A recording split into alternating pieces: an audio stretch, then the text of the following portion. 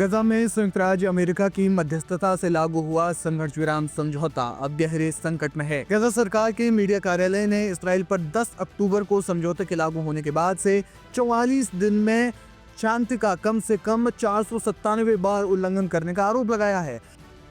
Media कार्यालय ने दावा किया है कि इन उल्लंघनों के कारण सैकड़ों फिलिस्तीनी मारे गए, जिनमें से लगभग 342 गजा के नागरिक हैं। मृतकों में बड़ी संख्या में बच्चे, महिलाएं और बुजुर्ग शामिल हैं, जो अंतर्राष्ट्रीय मानवीय कानून के घोर उल्लंघन का संकेत देता है। मीडिया कार्यालय द्वारा जारी किए गए आंकड़ों के मुताबिक इसराइली सेना द्वारा किए गए हवाई हमलों और गोलीबारी ने गजा पट्टी में शांति बहाली की हर उम्मीद को तोड़ दिया है। ये हमले उन इलाकों में भी किए गए जहां से इसराइली सेना के पीछे हटने की अपेक्षा की गई थी, जिससे यह स्पष्ट होता है कि जमीन पर संघर्ष विराम की शर्तों का पालन नहीं हो रहा। एक बयान में गजा के मीडिया कार्यालय ने कहा, इसराइली सेना द्वारा किया गया ये बर्बर और संगठित उल्लंघन अंतर्राष्ट्रीय समुदाय और विशेष रूप से मध्यस्थों के लिए एक खुली चुनौती है।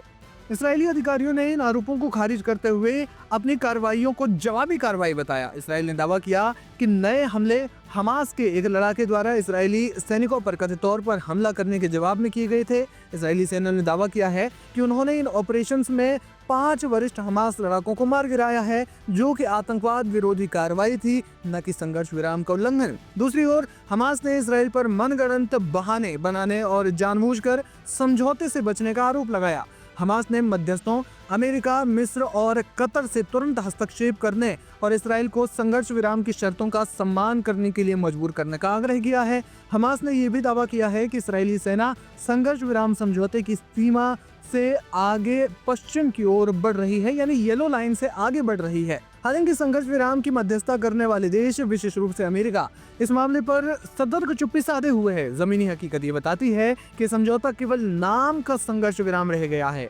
अल जजीरा के एक संवाददाता ने रिपोर्ट किया कि गजा पट्टी में बड़े पैमाने पर हवाई हमले जारी हैं, जिस उद्देश्य से इस संघर्ष विराम पर सहमति बनी थी। शांति और मानवीय सहायता की पहुंच विफल हो रही है। जानकार मानते हैं कि अगर ये उल्लंघन का सिलसिला जारी रहा तो संघर्ष विराम का पूरी तरह से टूटना लगभग तय है, जिससे इलाके में हिंसा का चक्र फिर से अपनी चरम सीमा पर पहुंच सकता है।